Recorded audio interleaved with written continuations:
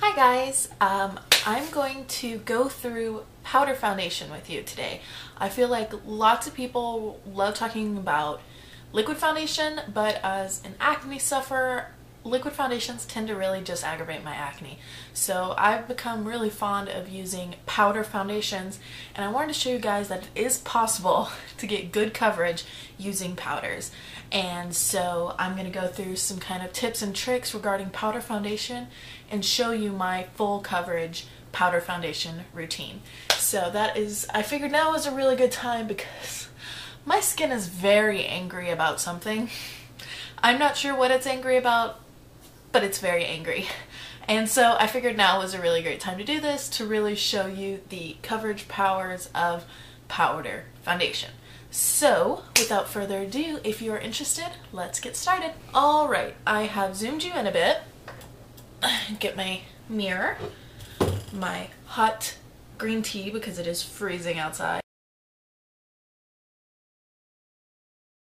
And let's get started.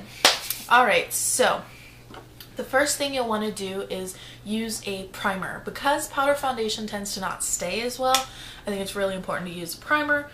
Today I'm going to just use my Revlon Photo Ready color correcting, but there's 1,000,010 primers on the market. Use your favorite.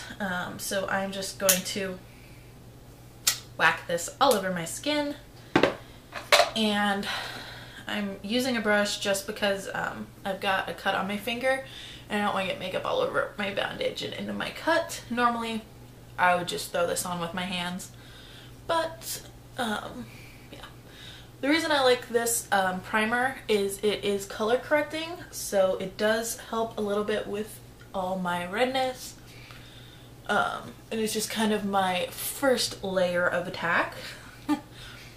Next optional step, I'm not going to do it today because I really want to focus kind of on the power of powder foundation, but to really amp things up, you can start off with a BB cream. Again, that's going to help your really going to help your powder foundation to stick, because BB creams tend to be really tacky. It's also going to give you some moisture. I don't want to do that today, but that's definitely a step you can use to really amp things up. Alright, the next step you want to do is all of your cream products. The apocalypse is not going to happen if you put a cream product on top of a powder, but it does tend to be a no-no. It tends to make things harder. So the order I go in, the first thing I do is color correcting. So let's talk about color correcting real quick. Green is really good for color correcting fresh acne, that bright red acne. Things like orange are good for old acne once it's got that kind of brown tone to it. Hold on a second, that's my husband. Anyway, so you want to use green to color correct bright redness. You want to use orange tones to kind of correct brown where you've got that real old acne. And so let's start doing that.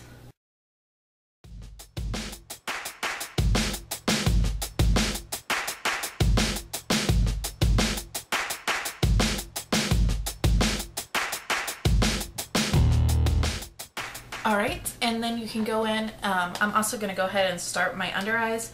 I'm using this pink toned concealer color corrector to kind of brighten my under eye area.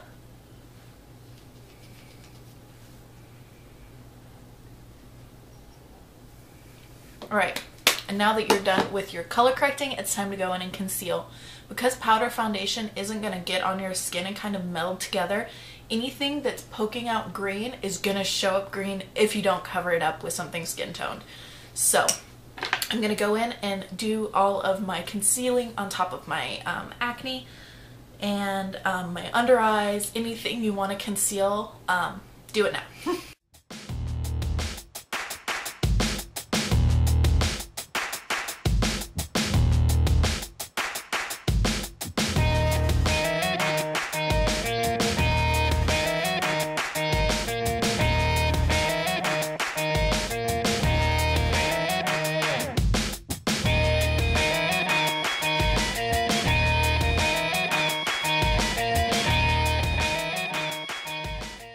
Alright, So now I'm looking very patchy, but I don't want to put concealer where I don't need it because, again, it's just something that's going to clog my pores. That's the whole reason I'm using powder foundation. So now let's talk about powder foundation options. The one everybody knows about is MAC Studio Fix. That's actually the one I'm going to use in this video. Mine is in the shade C2. But a lower cost option that works pretty good is NYX Stay Matte Not Flat Powder Foundation, which I've hit Major Pan on. This is a good everyday option. One I don't have with me to show you is Laura Geller Balance and Brighten. Then you also have like your mineral powders, like Bare Minerals. Something I have is Color Revolution Mineral Foundation. And you can also get pressed mineral foundations. For instance, this Pure pressed mineral makeup I have works great too. So that's what this looks like. And so there are two good ways to apply powder foundation. This is not one of them. A brush like this, a big fluffy brush, is meant for a light dusting of powder. So if you're using this, you're not going to get any coverage. What you need to do to get good coverage on your powder foundation is to use you have three options. You can use a kabuki, which I'm going to use today probably, unless I can find one of my better brushes, but you can use a kabuki. This is just like a Sedona lace kabuki, and this is different than a powder brush because it's really, really dense. You can use, what works really great are flat top powder brushes. This is my preference. I love using these flat top powder brushes. They work really well for getting good coverage. And your last option is to use a sponge. That is going to give you the ultimate coverage. That's why all your powder foundations come with them, is it gives you really good coverage. You can even use your beauty blender. But for today, I'm going to use my e.l.f. powder brush. It's my favorite. It's $3, so that's what I'm using. So you just go in, cover your brush, and press it on where you want the most coverage.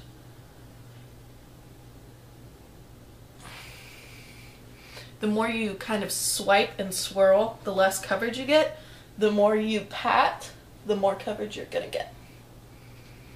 I don't know if you can see like this side versus this side, but I mean the coverage can be really great with a powder foundation. And then once you're done getting your coverage, you can kind of start buffing the powder into your skin.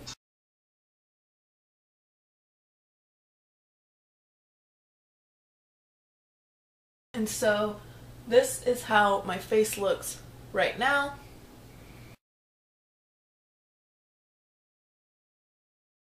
As you can see, the majority of my skin is completely covered up.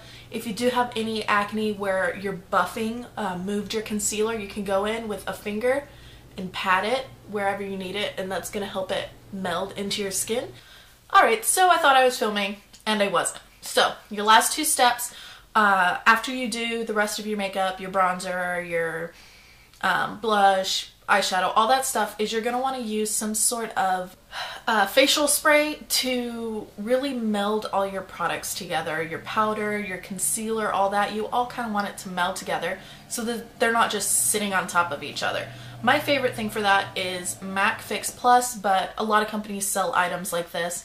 And basically you're going to want to, I've already done it, so I'm not going to do it again, but you spray it all over your face. You want something with a fine mist, because if you're like really spraying huge water droplets, you're going to wash away your powder foundation. So you spray that on, let that dry, and then that isn't going to make your makeup last any longer. It just kind of helps it all meld together. So to make it last longer, last step you want to use is a setting spray. Again, I just did this, so I'm not going to do it again. I'm using Model in a Bottle right now because that's what I have, but Scandinavia, Urban Decay Chill, all that stuff works. Spray it all over your face, and this is going to lock in your powder foundation so that it doesn't get rubbed off, doesn't wear off, all that kind of stuff. So at the end of the day, after your full coverage powder foundation application, this is how your skin looks, and I hope you learned something. I hope this was helpful, and I hope maybe you give it a try. So if you like this video, make sure to give it a thumbs up, subscribe, and I will see you in my next one. Bye.